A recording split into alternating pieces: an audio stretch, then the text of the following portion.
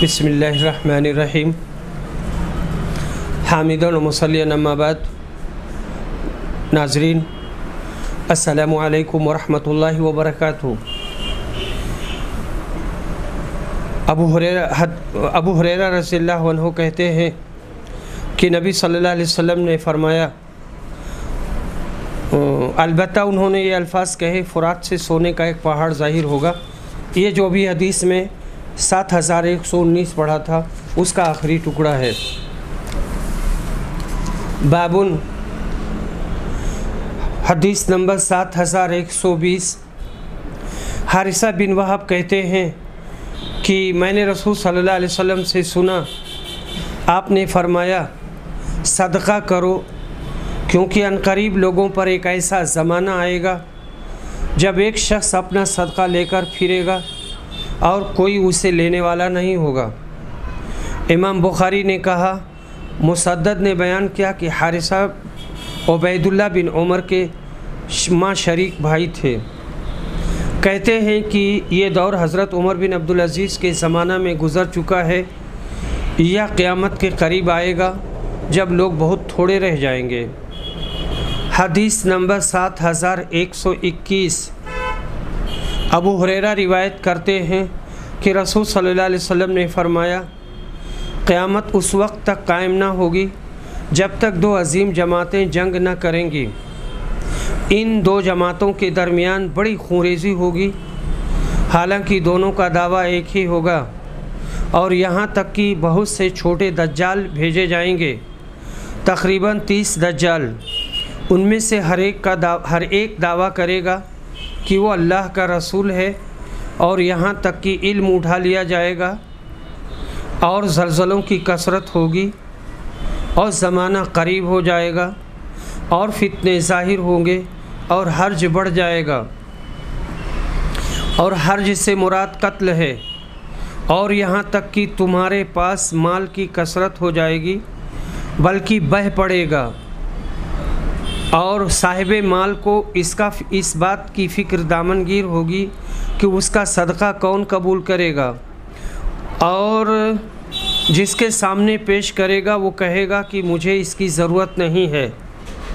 और लोग बड़ी बड़ी इमारतों में आपस में फ़ख्र करेंगे, एक से बढ़ चढ़कर इमारतें बनाएंगे कि, और फिर एक शख्स दूसरे की कब्र से गुज़रेगा और कहेगा, काश मैं इसकी जगह होता। यहाँ तक कि सूरज मगरिब से निकलेगा। बस जब वो इस तरह तुलू होगा और लोग देख लेंगे तो सब ईमान ले आएंगे। लेकिन ये वो वक्त होगा जब किसी एक शख्स को उसका ईमान लाना फ़ायदेमंद ना होगा, किसी का भी ईमान लाना मुफीद ना होगा। जो पहले से ईमान ना लाया हो, उसने अपने ईमान के साथ अच्छे काम ना किए हों, और क़यामत अचानक इस तरह कायम हो जाएगी कि दो आदमियों ने अपने दरमियान कपड़ा फैला रखा होगा, और उसे अभी बेच ना पाए होंगे, न लपेट पाए होंगे, और क़यामत इस तरह बपा हो जाएगी कि एक शख्स अपनी ऊँटनी का दूध निकाल कर वापस हुआ होगा कि उसे घास भी ना डाला होगा, और क़यामत इस तरह कायम हो जाएगी कि वो अपने हौज़ को दुरुस्त कर रहा होगा और उसमें से पानी भी ना पिया होगा, और क़यामत कायम हो जाएगी कि उसने अपना लुक़मा मुँह की तरफ उठाया होगा और अभी उसे खाया ना होगा। इस हदीस में बहुत सी अलामात मौजूद है, और बाकी भी क़ुर्ब क़यामत ज़रूर वजूद में आकर रहेंगी। बाब ज़िक्र दज्जाल का बयान। दज्जाल दजल से निकला है, जिसके माना हक़ को छुपाना, मुलम्मा साजी करना, जादू और शोबदाबाजी करना। हर शख्स को जिसमें सिफ़तें हों दज्जाल कह सकते हैं। चुनांचे ऊपर गुज़रा कि उम्मत में 30 के करीब दज्जाल पैदा होंगे। इनमें से हर एक नबूवत का दावा करेगा, हमारे ज़माना में जो एक मिर्ज़ा कादियान में पैदा हुआ है वो भी 29 में का एक है। और बड़ा दज्जाल है बड़ा दज्जाल वो है जो क़यामत के करीब ज़ाहिर होगा, अजीब अजीब शोबदे दिखाएगा, खुदाई का दावा करेगा लेकिन मरदूद काना होगा। ये बाब उसी के हालात में है। अल्लाह ताला हर मुसलमान को उसके शर से महफूज रखे। एक हदीस में है, जो कोई तुम में से सुने दज्जाल निकला तो उससे दूर रहे, यानी जहाँ तक हो सके उसके पास ना जाए, बावजूद इस बात के कि उसके पास रोटियों के पहाड़, पानी की नहरें हों। जब भी वो अल्लाह के नज़दीक इस लायक ना होगा कि लोग उसको खुदा समझें, क्योंकि वो काना और ऐबदार होगा और उसकी पेशानी पर काफ़े रे का लफ्ज़ मरकूम होगा, यानी लिखा होगा, जिसको देखकर सब मुसलमान पहचान लेंगे कि ये जाली मरदूद है। दूसरी हदीस में है, कोई तुम में से मरने तक अपने रब को नहीं देख सकता और दज्जाल को लोग दुनिया में देखेंगे तो मालूम हुआ वो झूठा है। इस हदीस से उन लोगों का रद्द होता है जो कहते हैं दुनिया में बेदारी में अल्लाह ताला का दीदार होता है। हदीस नंबर 7122। मुगीरा बिन शोबा रिवायत करते हैं कि दज्जाल के बारे में मैं नबी सल्लल्लाहु अलैहि वसल्लम से जितना पूछा उतना किसी ने नहीं पूछा, और नबी सल्लल्लाहु अलैहि वसल्लम ने मुझसे फरमाया, उससे तुम्हें क्या नुकसान होगा, उससे तुम्हें क्या नुकसान होगा। मैंने अर्ज़ किया कि लोग कहते हैं कि उसके साथ रोटी का पहाड़ और पानी की नहर होगी। फरमाया वो अल्लाह पर इससे भी ज़्यादा आसान है। मुत्तफ़क़ अलैह। हज़रत मुगीरा बिन शोबा खंदक के दिन मुसलमान हुए। हज़रत मुआविया के बड़े कारकुन थे। सन 56 में वफ़ात पाई। हदीस नंबर 7123। अब्दुल्ला बिन उमर रिवायत करते हैं, कहते हैं इमाम बुखारी ने कहा, यानी यहाँ पर इमाम बुखारी है, तो ये कायल जो है ना अब्दुल्ला बिन उमर इमाम बुखारी के बारे में ये बात नहीं कह रहे हैं। मैं समझता हूँ कि इब्ने उमर ने नबी सल्लल्लाहु अलैहि वसल्लम से रिवायत की है। आपने फरमाया, दज्जाल दाहिनी आँख से काना होगा, उसकी आँख क्या है, गोया फूला हुआ अंगूर। उसकी दोनों आँखों में ऐब होगा, एक फूली हुई होगी तो चमड़े की पट्टी होगी और दूसरी धंसी हुई होगी। मुत्तफ़क़ अलैह। हदीस नंबर 7124। अनस बिन मालिक रिवायत करते हैं कि नबी सल्लल्लाहु अलैहि वसल्लम ने फरमाया, दज्जाल आएगा और मदीना के किनारे क़याम करेगा, फिर मदीना 3 मरतबा कांपेगा और इसके नतीजे में हर काफिर और मुनाफिक निकलकर उसकी तरफ चला जाएगा। हदीस नंबर 7125। अबू बकरा रिवायत करते हैं, ये नबी सल्लल्लाहु अलैहि वसल्लम से आपने फरमाया, मदीना वालों पर दज्जाल का रोब नहीं पड़ेगा। उस दिन मदीना के 7 दरवाज़े होंगे, हर दरवाज़े पर 2 फरिश्ते पहरा देते होंगे।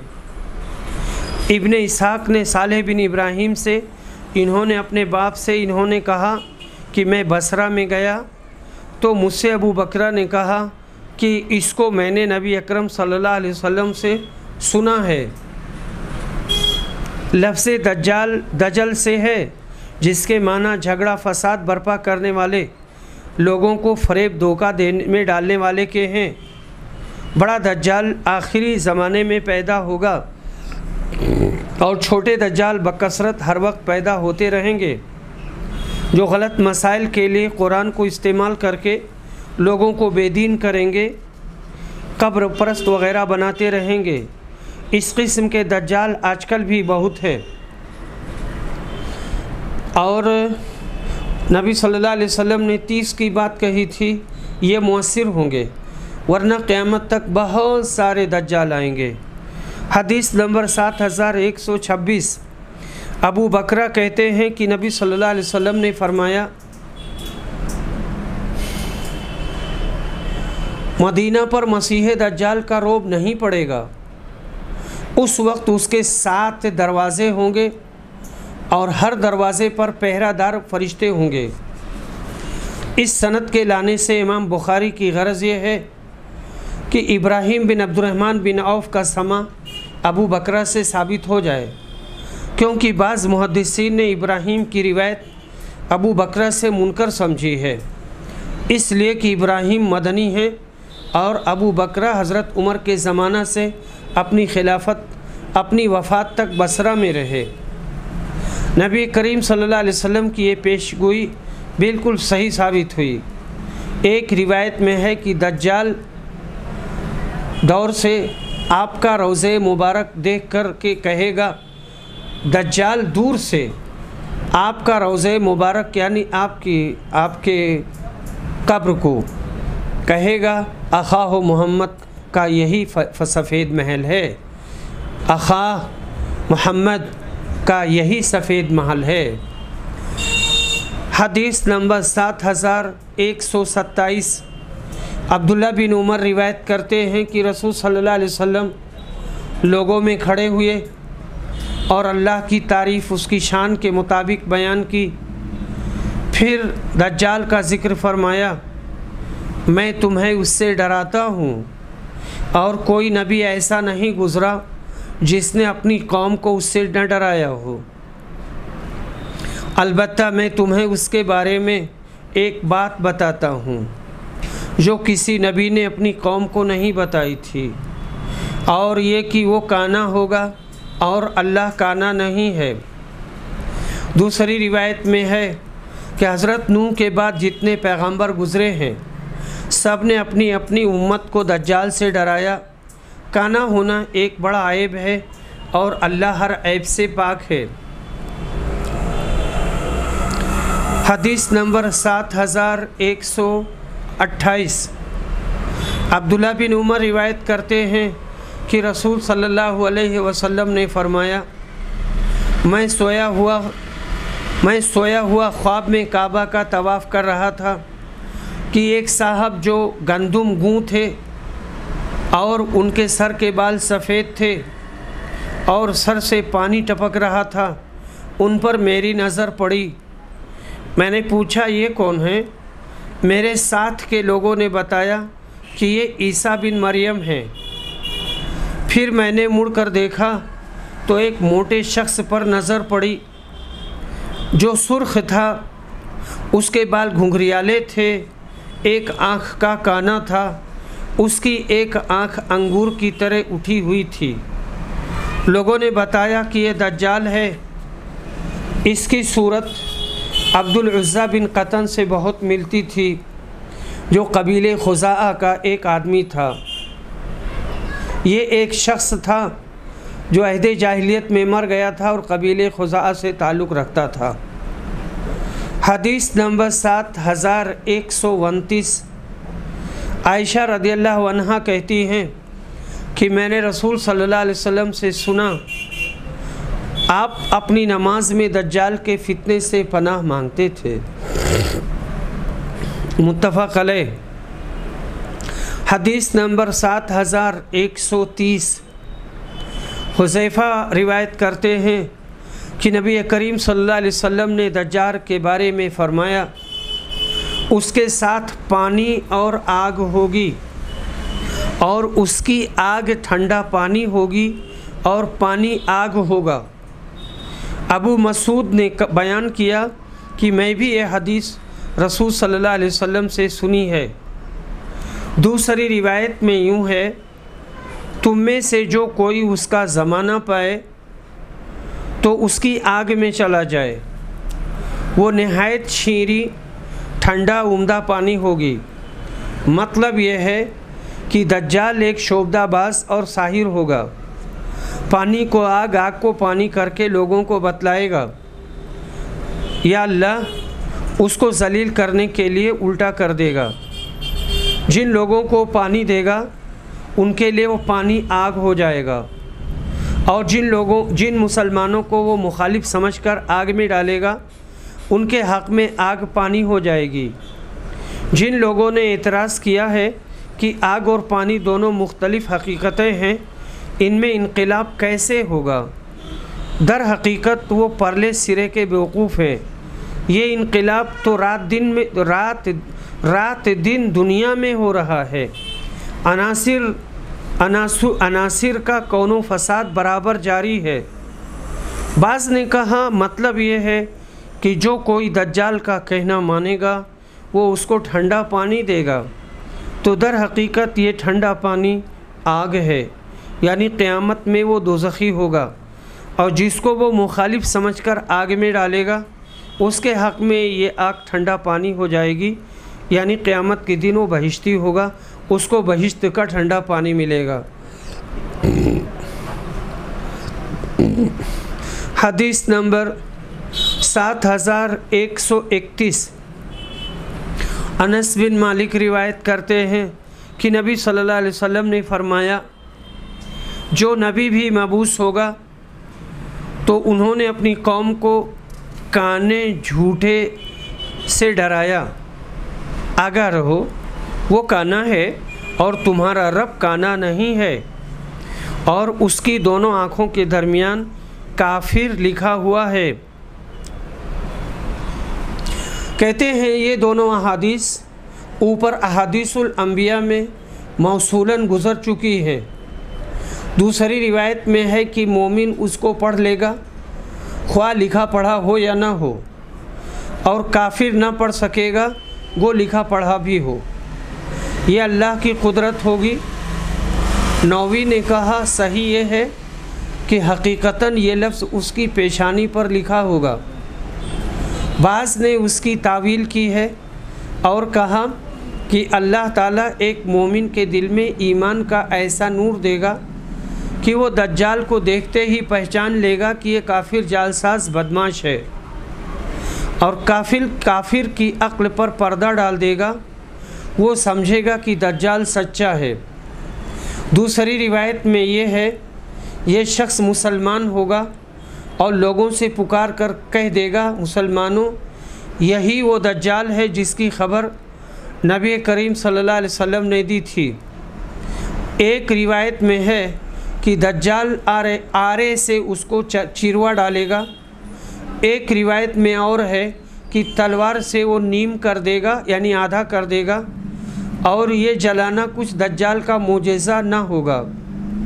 ये जिलाना यानी उसको आधा फाड़ देगा, फाड़ के गिरा देगा, फिर जिला देगा, क्योंकि अल्लाह ताला ऐसे काफिर को मोजेज़ा नहीं देता, बल्कि अल्लाह का एक फ़ेल होगा जिसको वो अपने सच्चे बंदों के आज़माने के लिए दज्जाल के हाथ पर ज़ाहिर करेगा। इस हदीस से ये भी निकला कि वली की सबसे बड़ी निशानी ये है कि शरीयत पर कायम हो। अगर कोई शख्स शरीयत के ख़िलाफ़ चलता हो और मुर्दे को भी ज़िंदा करके दिखलाए, जब भी उसको नायबे दज्जाल समझना चाहिए। बाबुन ला यदखुलुल दज्जालु अल मदीना, दज्जाल मदीना के अंदर दाखिल नहीं हो सकेगा। हदीस नंबर 7132। अबू सईद रिवायत करते हैं कि एक दिन रसूल सल्लल्लाहु अलैहि वसल्लम ने हमसे दज्जाल के मुतालिक एक तवील बात बयान फरमाई। हज़रत के इरशादात में ये भी था कि आपने फरमाया दज्जाल आएगा और उसके लिए नामुमकिन होगा कि मदीना की घाटियों में दाखिल हो। चुनांचे मदीना मनव्वरा के करीब किसी ज़मीन शोर पर क़याम करेगा, यानी खारी ज़मीन पर। फिर उस दिन उसके पास एक मोमिन मर्द जाएगा और वो अफजल तरीन लोगों में से होगा और उससे कहेगा कि मैं गवाही देता हूँ इस बात की कि जो रसूल सल्लल्लाहु अलैहि वसल्लम ने हमसे बयान फरमाई थी। इस पर दज्जाल कहेगा, क्या तुम देखते हो अगर मैं उसे कत्ल कर दूं और फिर ज़िंदा कर दूं तो क्या तुम्हें मेरे मामला में शक व शुबा बाकी रहेगा? उसके पास वाले लोग कहेंगे कि नहीं। चुनांचे वो उस साहब को कत्ल कर देगा और फिर उसे ज़िंदा कर देगा। अब वो कहेंगे कि वल्लाह आज इससे ज़्यादा मुझे तेरे मामले में इतनी बसीरत हासिल न थी। इस पर दज्जाल फिर उन्हें कत्ल करना चाहेगा, लेकिन इस मर्तबा उसे मार ना सकेगा। उम्मत का ये बेहतरीन शख्स होगा जिसके ज़रिया से दज्जाल को शिकस्त फाश होगी। हदीस नंबर 7133। अबू हुरैरा रज़ियल्लाहु अन्हु रिवायत करते हैं कि रसूल सल्लल्लाहु अलैहि वसल्लम ने फरमाया, मदीना मुनव्वरा के रास्तों पर फरिश्ते पहरा देते हैं, ना यहाँ ताउन आ सकती है और ना दज्जाल दाखिल हो सकता है। हदीस नंबर 7134। अनस बिन मालिक रिवायत करते हैं कि नबी सल्लल्लाहु अलैहि वसल्लम ने फरमाया, दज्जाल मदीने तक आएगा तो यहाँ फ़रिश्तों को उसकी हिफाजत करते हुए पाएगा। चुनांच ना दज्जाल उसके करीब आ सकता है और ना ताउन इंशाअल्लाह। बाबो याजूज और माजूज। याजूज माजूज का बयान सही ये है कि याजूज माजूज आदमी है, याफिस बिन नूह की औलाद से। बाज़ ने कहा वो आदम की औलाद है मगर हव्वा की औलाद नहीं। आदम अलैहिस्सलाम का नुत्फ़ा मिट्टी में मिल गया था, उससे पैदा हुए, मगर ये कौल महज बेदलील है। इब्ने मरदवे और हाकिम ने हुदैफ़ा से मरफ़ूअन रिवायत किया है कि याजूज माजूज दो कबीले हैं और इनका ताल्लुक़ याफिस बिन नूह की औलाद से है। इनमें कोई शख्स उस वक्त तक नहीं मरता जब तक 1000 औलाद अपनी नहीं देख लेता। और इब्ने अबी हातिम ने निकाला, आदमियों और जिन्नों के 10 हिस्से हैं, इनमें 9 हिस्से याजूज माजूज हैं, एक हिस्से में बाकी लोग। काब से मनकूल है, याजूज माजूज के लोग कई किस्म के हैं। बाज़ तो शमशाद के दरख्त की तरह लंबे लंबे, बाज़ तूलो अर्ज़ दोनों में 4-4 हाथ, बाज़ इतने बड़े कान रखते हैं कि एक को बिछाते और एक को ओढ़ लेते हैं। लेकिन ये रिवायत समझ में नहीं आती है और ये रिवायत सही नहीं है। और हाकिम ने इब्ने अब्बास से निकाला, याजूज माजूज के लोग एक एक बालिश्त 2-2 बालिश्त के हैं, बहुत लंबे। इनमें वो हैं जो 3 बालिश्त के हैं। इब्ने कसीर ने कहा, इब्ने अबी हातिम ने उनके अशकाल, हालात और कदो कामत और कानों के बाब में अजीब अजीब अहादीस नकल की हैं जिनकी सनदें सही नहीं हैं। मैं कहता हूँ जितना सही अहादीस से साबित है वो इसी कदर है कि याजूज व माजूज 2 कौमें हैं आदमियों की। क़यामत के करीब वो नहायत हुजूम करेंगे, ज़बरदस्त हमला करेंगे और हर बस्ती में घुस आएंगे, उसको तबाह और बर्बाद कर देंगे। वल्लाहु आलम। हदीस नंबर 7135। ज़ैनब बिनते जहश रिवायत करती हैं कि एक दिन रसूल सल्लल्लाहु अलैहि वसल्लम उनके पास आए घबराए हुए। आप फरमा रहे थे, अल्लाह के अलावा कोई माबूद बरहक नहीं, तबाही है अरबों के लिए उस बुराई से जो करीब आ चुकी है। आज याजूज माजूज की दीवार से इतना खुल गया है और आपने अपने अंगूठे और उसकी करीब वाली उंगली को मिलाकर हल्का बनाया। इतना सुनकर ज़ैनब बिनते जहश ने कहा कि मैंने अर्ज़ किया, अल्लाह के रसूल, तो क्या हम उसके बावजूद हलाक हो जाएंगे कि हम में नेक सालेह लोग भी ज़िंदा रहेंगे? आपने फरमाया, हाँ, जब बदकारी बहुत ज़्यादा हो जाएगी और बुराई बहुत आम हो जाएगी। हदीस नंबर 7136। अबू हुरैरा रिवायत करते हैं कि नबी सल्लल्लाहु अलैहि वसल्लम ने फरमाया, सद यानी याजूज माजूज की दीवार इतनी खुल गई है। वहैब ने 90 का इशारा करके बताया। हमारे ज़माने में बहुत से लोग इसमें शुबहा करते हैं कि जब याजूज माजूज इतनी बड़ी कौम है कि उसमें का कोई शख्स उस वक्त तक नहीं मरता जब तक 1000 आदमी अपनी नस्ल के नहीं देख लेता, तो ये कौम इस वक्त दुनिया के किस हिस्सा में आबाद है। अहले जोग्राफिया ने तो सारी ज़मीन को छान डाला है। ये मुमकिन है कि कोई छोटा सा जजीरा उनकी नज़रों से रह गया हो, मगर इतना बड़ा मुल्क जिसमें ऐसी कसीर तादाद कौम बसती है नज़र न आया, क़यास से बाइद है। दूसरे उस ज़माना में लोग बड़े बड़े ऊंचे पहाड़ों पर चढ़ जाते हैं, इनमें ऐसे ऐसे सुराख करते हैं जिसमें से रेल चली जाती है, तो ये दीवार उनको क्यों कर रोक सकती है। सख्त से सख्त चीज़ दुनिया में फौलाद है, इसमें भी बआसानी सुराख हो सकता है। कितनी ही ऊंची दीवार हो, आलात के ज़रिया से उस पर चढ़ सकते हैं, डायनामाइट से उसको दम भर में गिरा सकते हैं। इन शुबहों का जवाब ये है कि हम ये नहीं कहते कि वो दीवार अब तक मौजूद है और याजूज माजूज को रोके हुए है। अलबत्ता नबी सल्लल्लाहु अलैहि वसल्लम के ज़माना तक ज़रूर मौजूद थी और उस वक्त तक दुनिया में सनात और आलात का ऐसा रिवाज न था। तो याजूज माजूज की वहशी कौमें उस दीवार की वजह से रुकी रहने में कोई ताज्जुब की बात नहीं।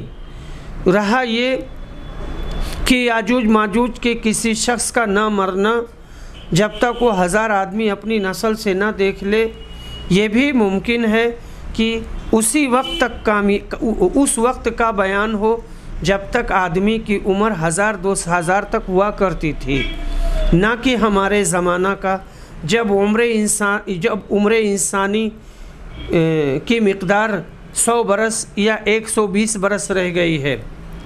आखिर याजूज माजूज भी इंसान हैं, हमारी उम्रों की तरह उनकी उम्रें भी घट गई होंगी। अब ये जो आसार सहाबा और ताबईन से मनक़ूल हैं कि उनके कदो क़ामत और कान ऐसे हैं, उनकी सनदें सही और काबिल एतमाद नहीं हैं। और जोग्राफिया वालों ने जिन कौमों को देखा है उन्हीं में से 2 बड़ी कौमें याजूज और माजूज हैं। बिस्मिल्लाहिर्रहमानिर्रहीम। किताबुल अहकाम, हुकूमत और क़ज़ा का बयान। किताबुल अहकाम के सिलसिले में हाफिज़ इब्न हजर लिखते हैं, उसका ख़ुलासा ये है कि अहकाम हुक्म की जमा है, मुराद हुकूमत के आदाब और शराइत हैं जो इस किताब में बयान होंगे। ऐसा ही लफ्ज़ हाकिम है जो खलीफा और काजी हर दो पर मुश्तमिल है।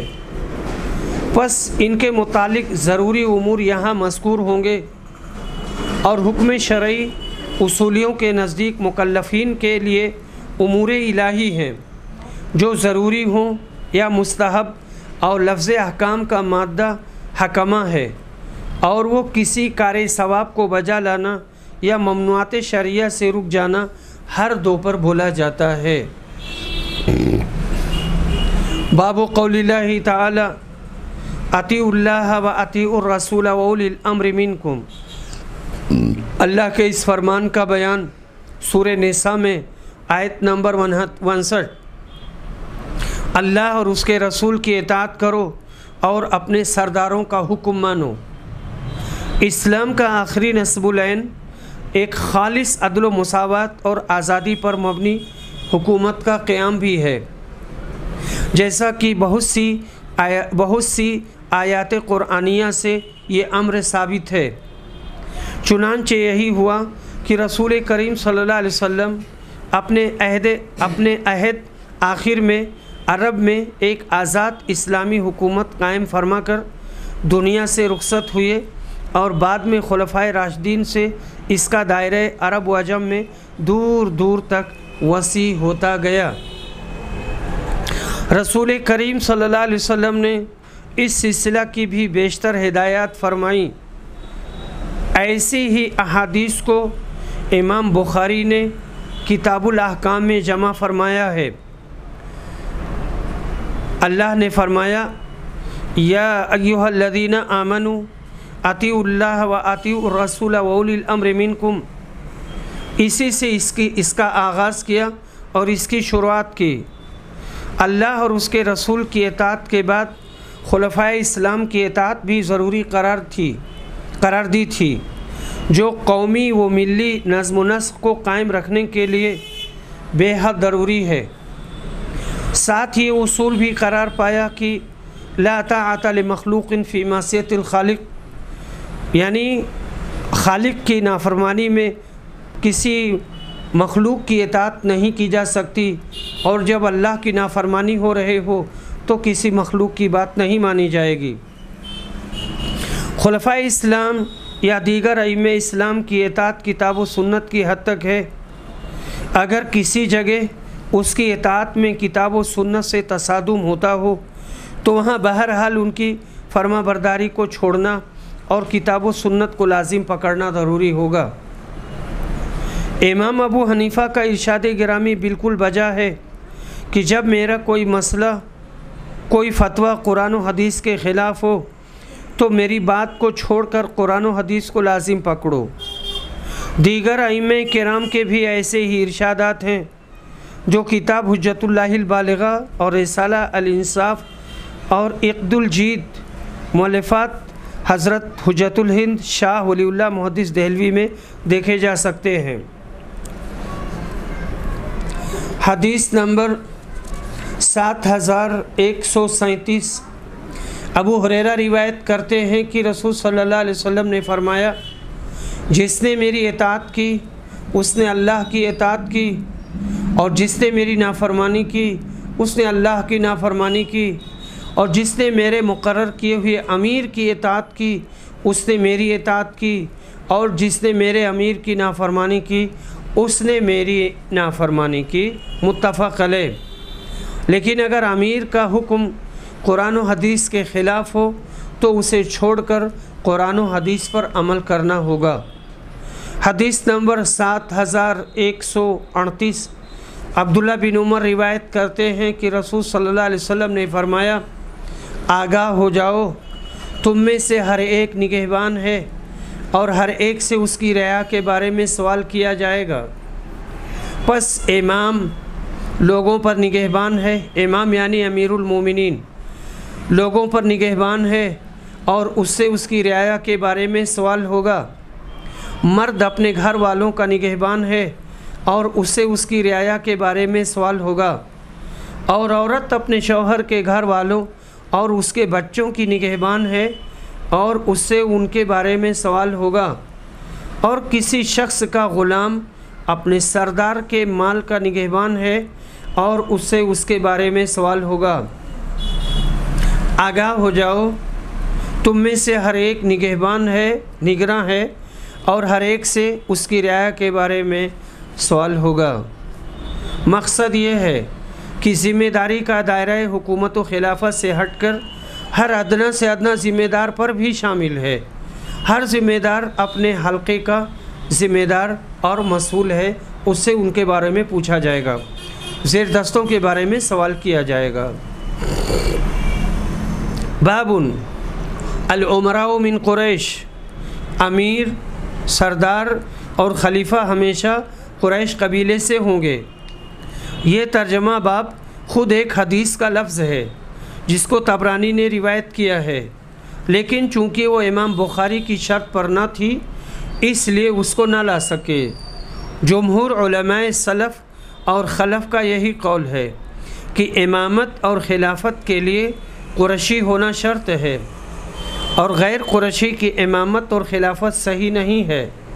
और हज़रत अबू बकर सिद्दीक़ ने इसी हदीस से इस्तिदलाल करके अंसार के दावा को रद्द किया, जब वो कहते थे कि एक अमीर अंसार में से रहे, एक कुरैश में से, और तमाम सहाबा ने इस पर इत्तेफाक किया। गोया सहाबा का इस पर इजमा हो गया कि गैर कुरैशी के लिए खिलाफत नहीं हो सकती, अलबत्ता खलीफे वक्त का वो नायब रह सकता है, जैसे नबी सल्लल्लाहु अलैहि वसल्लम और खुलफ़ाए राशिदीन ने और खुलफ़ाए बनी उमैया और बनी अब्बासिया ने अपने अपने अहद में गैर कुरैशी लोगों को अपना नायब और आमिल मुकर्रर किया है। हाफिज़ ने कहा, खारिजी और मुतज़िलियों ने इस मसला में ख़िलाफ़ किया, वो गैर कुरैशी के इमामत और खिलाफत जायज़ रखते हैं।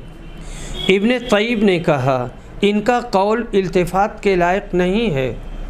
जब हदीस से साबित है कि कुरैश का हक़ है और हर कर्न में मुसलमानों ने इसी उसूल पर अमल किया है। काज़ी अयाज़ ने कहा, जब सब उलमा का यही मज़हब है कि इमाम के लिए कुरैशी होना शर्त है और ये इजमाई मसला में से है और खारजी और मुतज़िली ने ये शर्त नहीं रखी, उनका कौल तमाम मुसलमानों के ख़िलाफ़ है। हदीस नंबर 7142। मोहम्मद बिन जुबैर बिन मुतीम बयान करते हैं कि मैं कुरैश के एक वफ़द के साथ मुआविया के पास था कि उन्हें मालूम हुआ कि अब्दुल्ला बिन अम्र बिन आस बयान करते हैं कि अनकरीब कबीले कहतान का एक बादशाह होगा। मुआविया इस पर गुस्सा हुए और खड़े होकर अल्लाह की तारीफ़ उसकी शान के मुताबिक की। फिर कहा, अम्मा बाद, मुझे मालूम हुआ है कि तुम में से कुछ लोग ऐसी हदीस बयान करते हैं जो न किताबुल्लाह में है और न रसूलुल्लाह सल्लल्लाहु अलैहि वसल्लम से मनक़ूल है। ये तुम में से जाहिल लोग हैं, इसलिए तुम ऐसे ख़यालात से बचते रहो, ख्वाह तुम्हें गुमराह कर दें चाहे तुम्हें गुमराह कर दें, क्योंकि मैंने रसूलुल्लाह सल्लल्लाहु अलैहि वसल्लम को ये फरमाते सुना है, ये अम्र कुरैश में रहेगा, यानी खिलाफत। कोई भी उनसे अगर दुश्मनी करेगा तो अल्लाह उसे रुसवा कर देगा, लेकिन उस वक्त तक जब तक वो दीन को कायम रखेंगे। कहतानी की बाबत हदीस मज़कूर को अबू हुरैरा और अब्दुल्ला बिन उमर ने भी रिवायत किया है, मगर हज़रत मुआविया शायद ये समझे कि अवाइले ज़माना इस्लाम में शायद ऐसा होगा। ये गलत है और नबी करीम सल्लल्लाहु अलैहि वसल्लम ने इमारत को कुरैश के साथ ख़ास किया है। और हदीस का मतलब ये है कि क़ुर्ब क़यामत एक वक्त ऐसा आएगा जब कहतानी शख्स बादशाह होगा।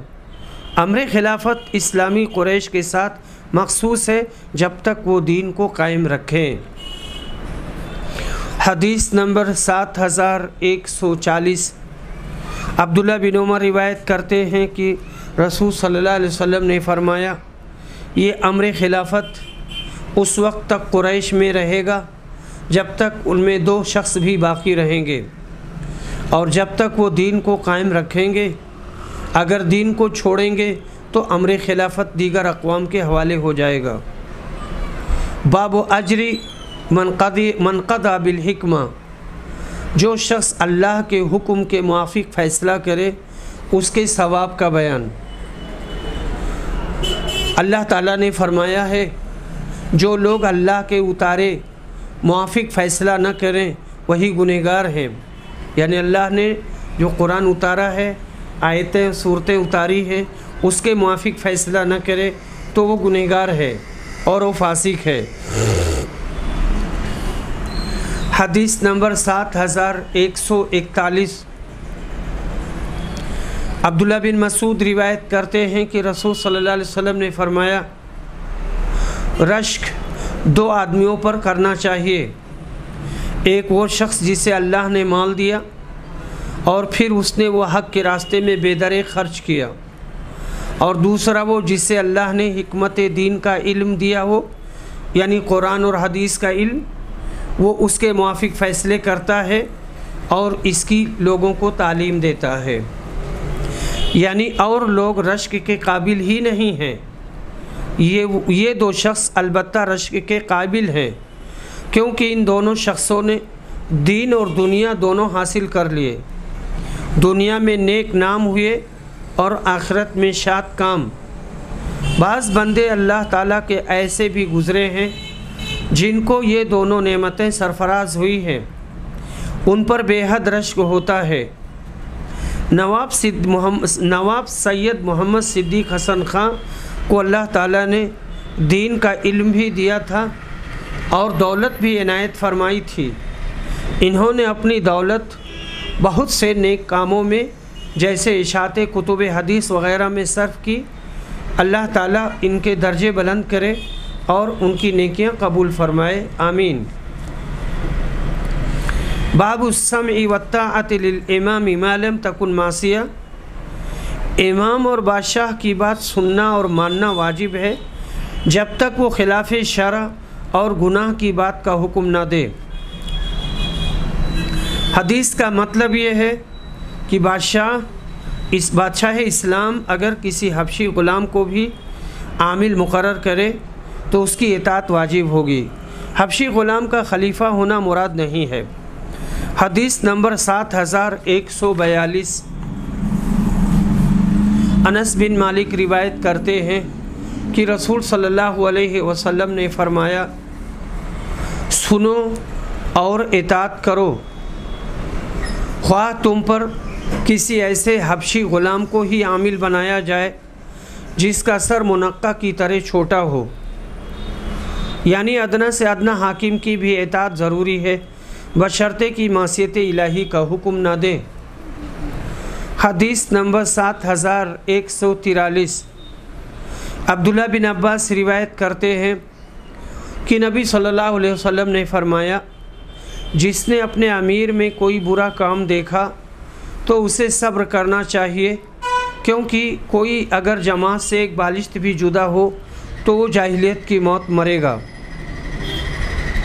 जमात से अलग होना, इससे ये मुराद है कि हाकिम इस्लाम से बागी होकर उसकी इताअत से निकल जाए, जैसा अली की खिलाफत में खारिजियों ने किया था।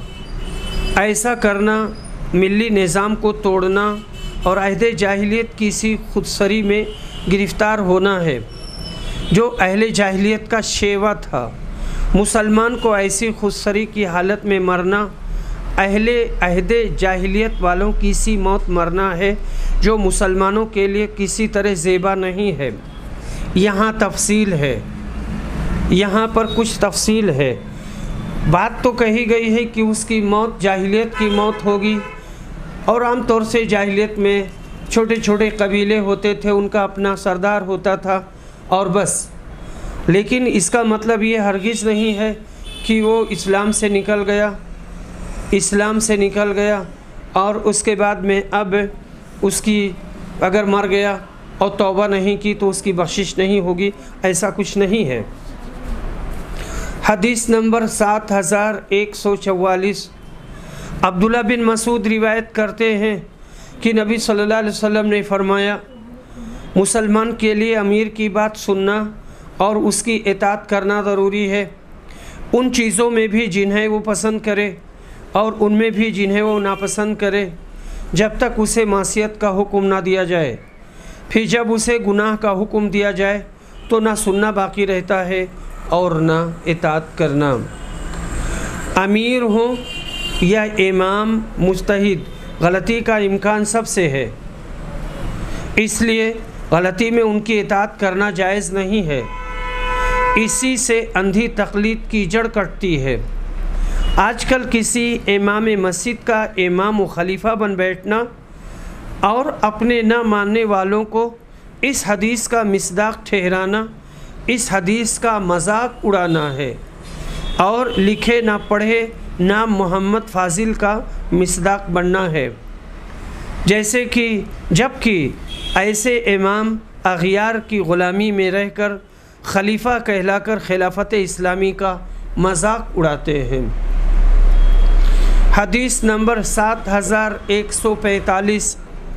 हज़रत अली रिवायत करते हैं कि नबी सल्लल्लाहु अलैहि वसल्लम ने एक दस्ता भेजा और उस पर अंसार के एक शख्स को अमीर बनाया और लोगों को हुक्म दिया कि उनकी इताअत करें। फिर अमीर फ़ौज के लोगों पर गुस्सा हुए और कहा कि क्या नबी सल्लल्लाहु अलैहि वसल्लम ने तुम्हें मेरी इताअत का हुक्म नहीं दिया है? लोगों ने कहा कि ज़रूर दिया है। इस पर उन्होंने कहा, मैं तुम्हें हुक्म देता हूँ कि लकड़ी जमा करो और उससे आग जलाओ और उसमें कूद पड़ो। लोग कहने लगे, लोगों ने लकड़ी जमा की और आग जलाई। जब कूदना चाहा तो एक दूसरे को लोग देखने लगे और उनमें से बाज़ ने कहा, हम नबी सल्लल्लाहु अलैहि वसल्लम की फर्माबरदारी आग से बचने के लिए की थी, क्या फिर हम उसमें खुद ही दाखिल हो जाएं? इसी दौरान में आग ठंडी हो गई और अमीर का गुस्सा भी जाता रहा, वो भी ठंडा हो गया। फिर नबी सल्लल्लाहु अलैहि वसल्लम से इसका ज़िक्र किया गया तो आपने फरमाया, अगर ये लोग उसमें कूद पड़ते तो फिर उसमें से कभी भी ना निकल सकते। इताअत सिर्फ़ अच्छी बातों में है, गलत बातों में इताअत जायज़ नहीं है। ये अमीर लश्कर हज़रत अब्दुल्ला बिन हुज़ाफ़ा साहमी अंसारी थे। गुस्सा में उनसे ये बात हुई, गुस्सा ठंडा होने तक वो आग भी ठंडी हो गई। बाबुन मन लम यसअलिल इमारता आनहुल्लाह, जिसे बिन मांगे सरदारी मिले तो अल्लाह उसकी मदद करेगा। उसकी सरदारी नेक नामी से गुज़रेगी और जो शख्स मांग कर ओहदा हासिल करेगा अल्लाह की मदद उसके शामिल हाल ना होगी। हदीस नंबर 7146। अब्दुर्रहमान बिन समुरा रिवायत करते हैं कि रसूल सल्लल्लाहु अलैहि वसल्लम ने फरमाया, ऐ अब्दुर्रहमान, हुकूमत के तालिब ना बनना, क्योंकि अगर तुम्हें मांगने के बाद हुकूमत मिली तो तुम उसके हवाले कर दिए जाओगे, और अगर तुम्हें वो बिला मांगे मिली तो उसमें तुम्हारी अल्लाह की तरफ से मदद शामिल हाल होगी और मदद की जाएगी। और अगर तुमने कसम खा ली हो फिर उसके सिवा दूसरी चीज़ में भलाई देखो तो अपनी कसम का कफ़ारा अदा कर दो और वो काम करो जिसमें भलाई हो। गलत बात पर ख्वाह मुख्वाह अड़े रहना कोई दानिशमंदी नहीं है। अगर गलत किस्म की और अगर गलत किस्म की सूरत हो, अगर गलत कसम की सूरत हो तो उसका कफ़ारा अदा करना ज़रूरी है। बाबु मन साल इमारत वकीला इलैहि, जो शख्स मांग कर हुकूमत या सरदारी ले उसको अल्लाह पाक छोड़ देगा। वो जाने, उसका काम जाने, अल्लाह की मुआवनत और उसकी मदद शामिल हाल नहीं होगी।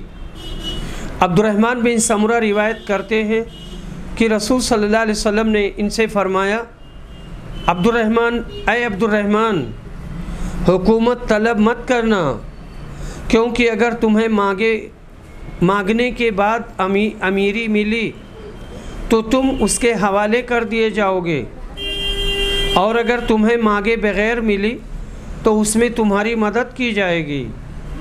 और अगर तुम किसी बात पर कसम खा लो और फिर उसके सिवा दूसरी चीज़ में भलाई देखो तो वो करो जिसमें भलाई हो और अपनी कसम का कफ़ारा अदा कर दो। इसमें यह भी इशारा है कि हाकिम आला अपनी हुकूमत में काबिल तरीन अफराद को तलाश करके उमूर हुकूमत उनके हवाले करे, और जो लोग ख़ुद लालची हों उनको कोई ज़िम्मेदारी का मनसब सिपुर्द न करे। ऐसे लोग अदायगी में कामयाब नहीं होंगे इल्ला माशाअल्लाह।